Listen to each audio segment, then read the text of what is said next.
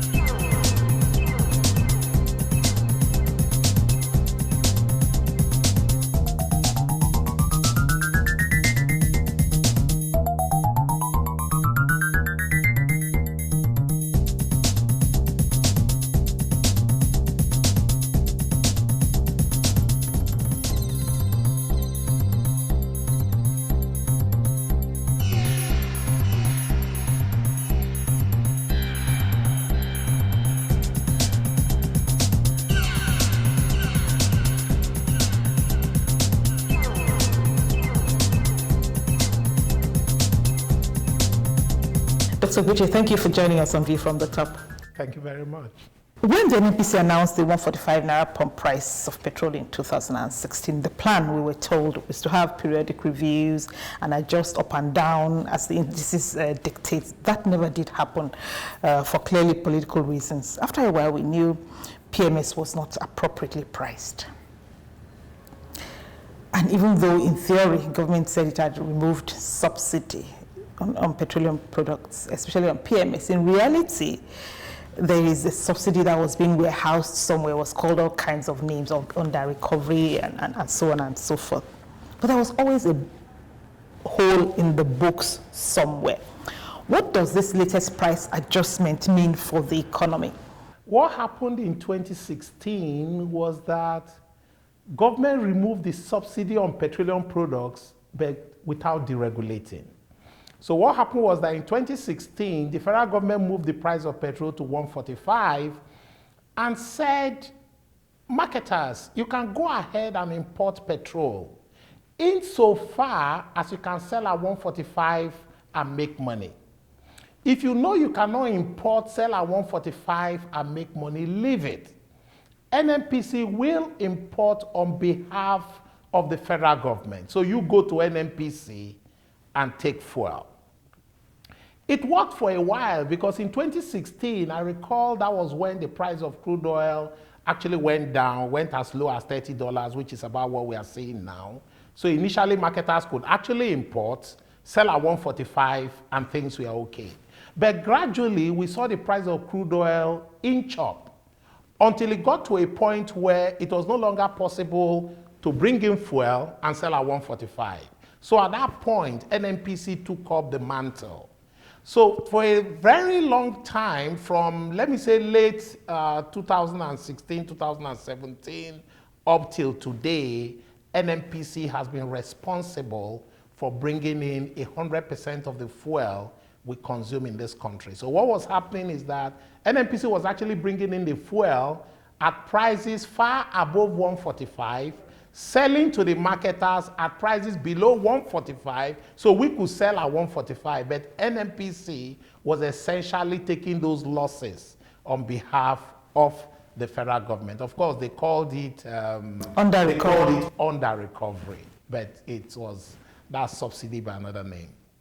So what does this new price regime mean for the economy going forward? Okay, what has happened is that, again, thankfully, I dare say, we found ourselves in the same situation we found ourselves in 2016. Price of crude oil has gone down again because of the coronavirus or COVID-19 situation. When you say thankfully, I'm sure the finance minister will not agree with you. Well, it depends on, from the fuel point of view, I say thankfully, because we've now found ourselves in a situation where the cost of bringing in fuel into this country is far below 145. As you can see, federal government has even dropped the price of petrol to 125, because even at 125, with the current price of gasoline in the international market, with the current price of crude oil in the international market, you can actually import petrol today, sell at 145, make some margin as a marketer without recourse to the federal government for subsidy. So the good thing is that the subsidy budget in 2019, last year, federal government is reputed to have spent close to 800 billion naira subsidizing just one product called petrol. So the good thing in the immediate term is that that subsidy, that huge cost that federal government was spending to subsidize that single product, will no longer be necessary. That cost will now be saved. And then on the other side, the good thing is that instead of NNPC now being the sole importer of petrol into this country, we now have a situation where other marketers can now come into play. We can now share that burden with NNPC. Historically, the private marketers or marketers under the platform of DAPMA, we used to account for about 60% of the fuel that came into this country. The major marketers accounted for about 20%, and NNPC accounted for the rest. And that was the situation we had for a very long time, and it worked. So a situation where NNPC alone was importing all the fuel we're consuming in this country, it was an aberration. It wasn't sustainable. So thankfully, we now find ourselves in a situation where we now have more of a level playing field. Other people can come into play, assist the NNPC in sharing this burden. So I think on the long run, it will be better for the economy. You're going to see a bit more efficiency, more competition, and of course, Nigerians will be better off for it. Is this the end, do you think, of subsidy? Are we going to see deregulation going forward? From the policy statement we can see from the federal government, from our engagements with NNPC, I think this is the end of subsidy as we know it. Subsidy is out of the window. The Minister of State for Petroleum Resources has told us, and again, PPPROA as well, that the pricing modulation policy, which was actually introduced in 2016, the pricing modulation policy will now kick in, such that on a monthly basis, or most importantly, on a periodic basis, PPPROA will advise marketers how much petrol should be sold. So, and that price will be determined by, one, the price of crude oil, two, the cost of bringing in gasoline into this country, while completely discounting any form of subsidy element. So what we're going to see going forward is that if the price of crude oil goes up, the price of petrol will go up. If the price of crude oil comes down, the price of petrol will come down. So the days of having a flat price for petrol, just drawing a straight line, regardless of what happens to the price of crude oil, I think those days are gone for good. Nigeria is still the only member of OPEC, still importing fuels, and is the largest importer of fuel, of refined petrol in the world. I've heard operators say that government should not continue to control the dynamics of importing petrol. That's what you're clearly saying now, that it's not going to continue happening. Do you believe that government is finally going to take its hands off that process? Government actually doesn't have any business importing petrol. That is something the private sector should be able to handle. I mean, you have the private sector players who have invested massively in downstream.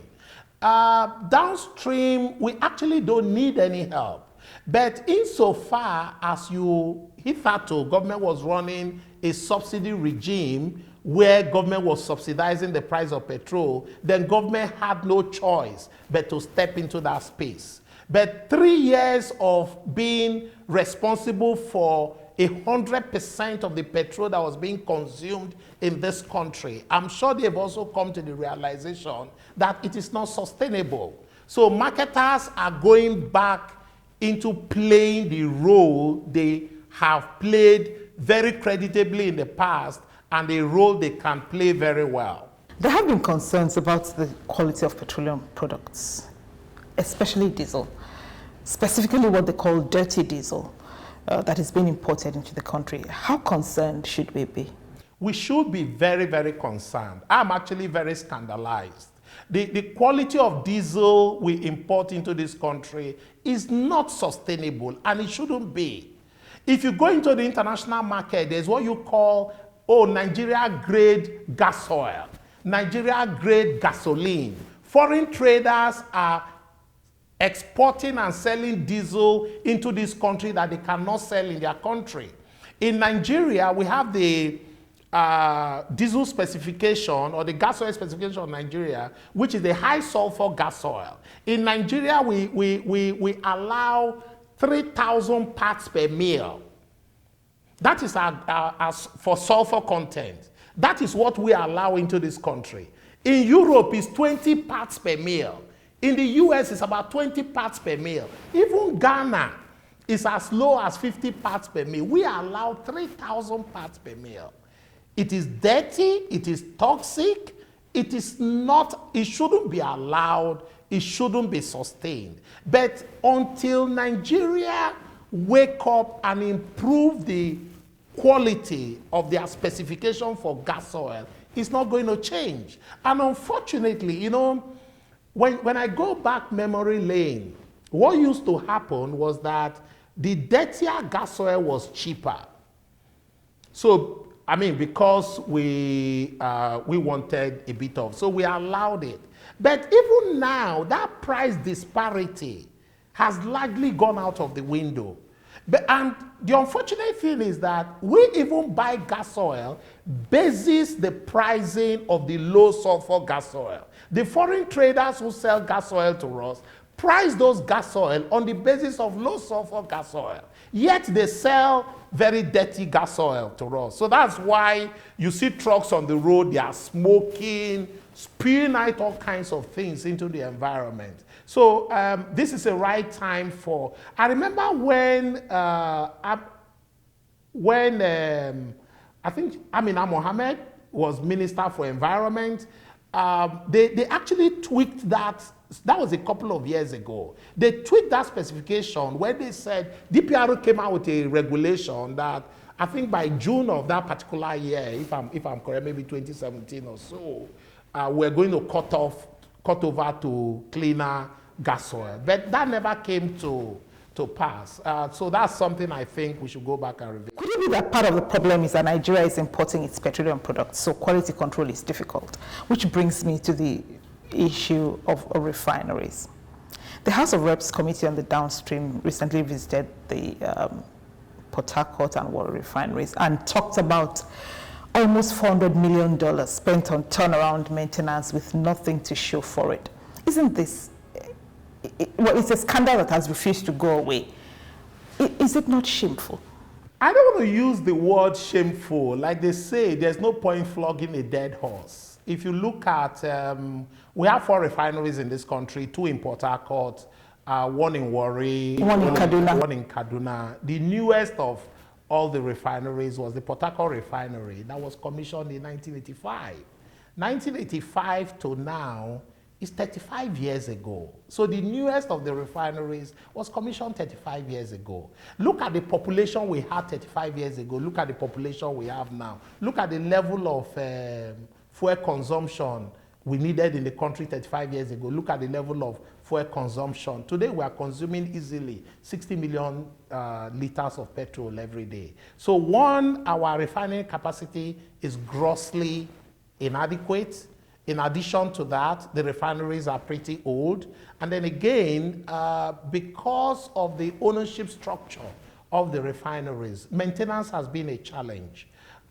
If you have a very old car, a time comes when it becomes obvious to you that you stop spending huge amount of money trying to fix a car that you know is old. You simply go buy a new car. But thankfully, Dangote is coming to the rescue of the nation with the new 650,000 barrels per day refinery that is setting up in Lekki in Lagos.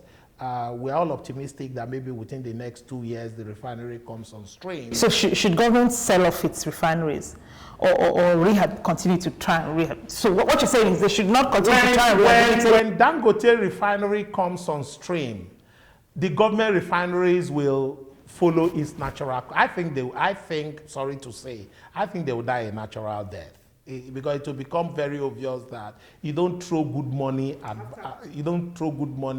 after bad money. As we speak today, the refineries are not working. So I really don't see. And they're never going to work. I can't say that. I can't say the fact that they are never. I wish they work. I wish they work, but unfortunately, they've never really worked at any reasonable capacity. What further reforms are needed to transform the nation's petroleum sector and to achieve greater transparency and accountability in that sector? I think government should take 1 or 2 steps backwards and allow the private sector to drive the sector. Private sector have shown capacity over the years. Private sector have shown faith. Private sector have invested, and we keep investing.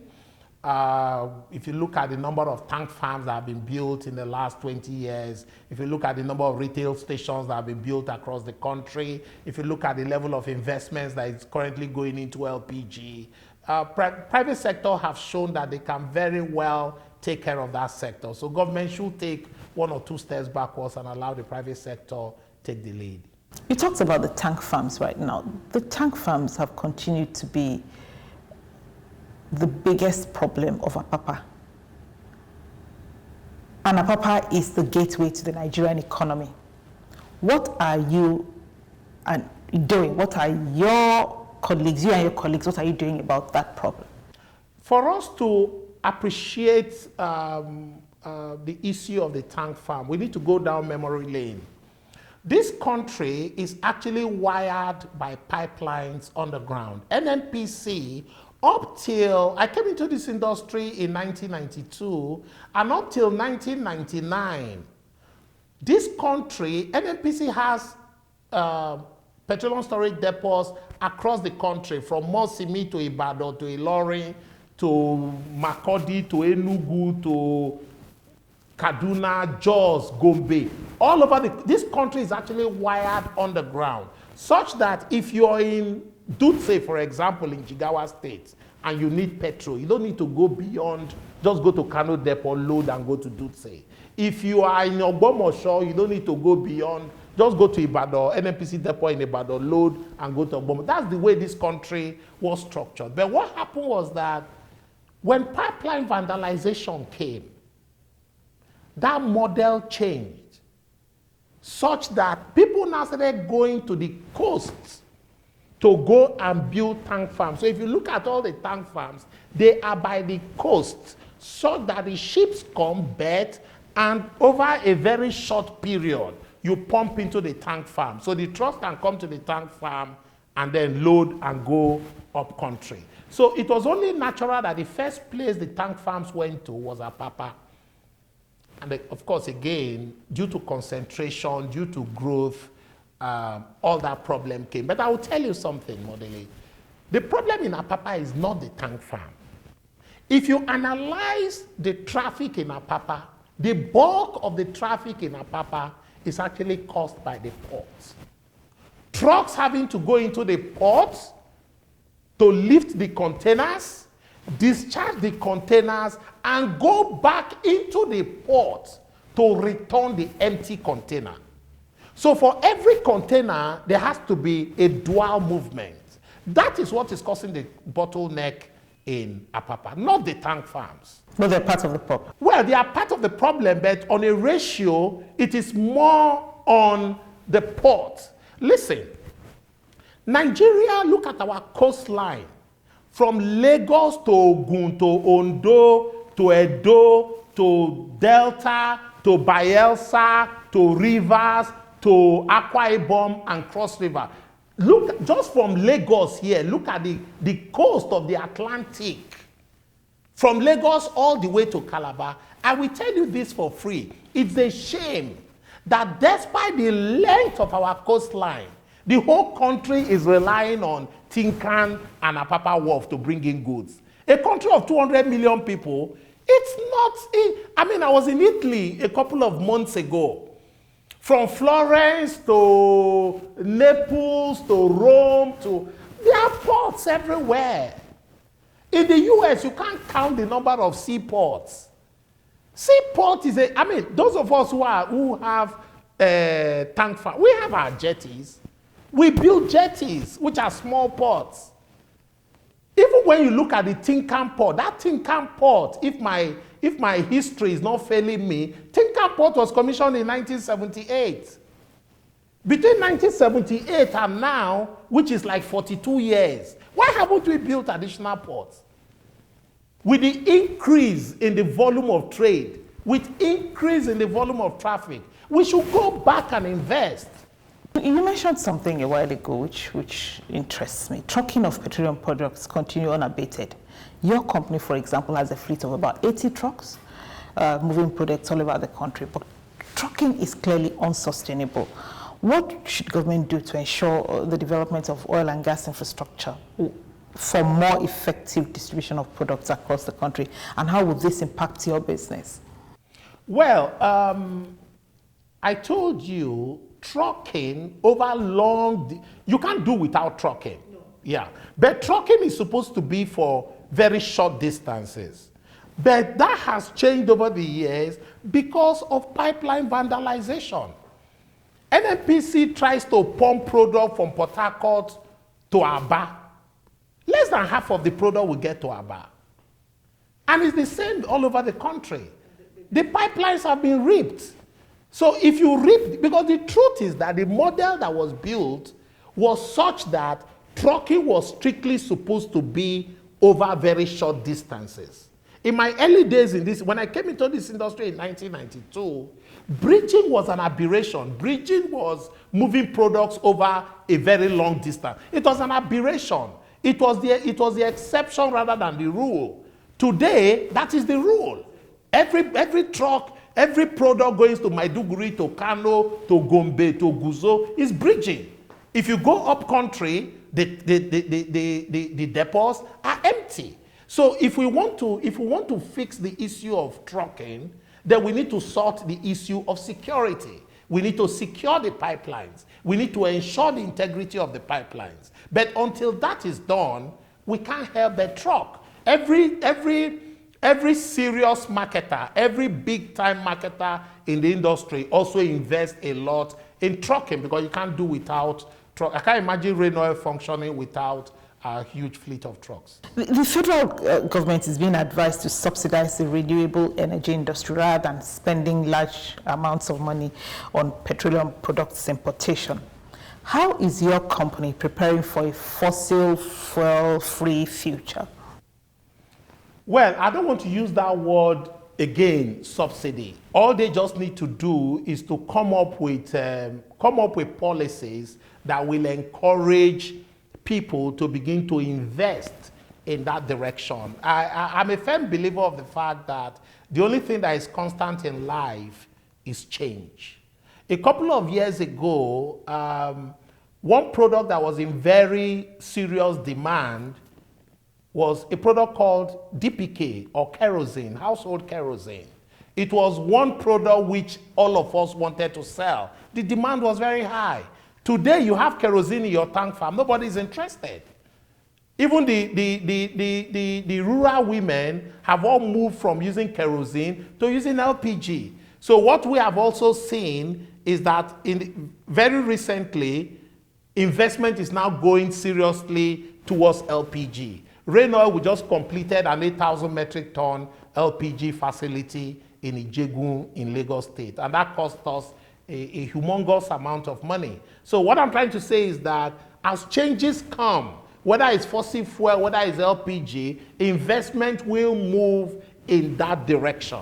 But government needs to support that with the right policy and the right incentive, but definitely not subsidy. But well, to round up, I know that the Minister of State for Petroleum, Mr. Timi Priscilla, said recently that the argument is not really about carbon dioxide emission, and he was advocating for gas, which produces lower carbon emission, and suggested that we transit to gas before we join the race to renewables. I see that you agree with him.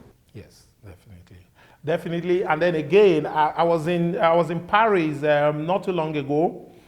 Just walking down the street, I saw motorcycles, cars just parked on the road and all plugged to a charging point.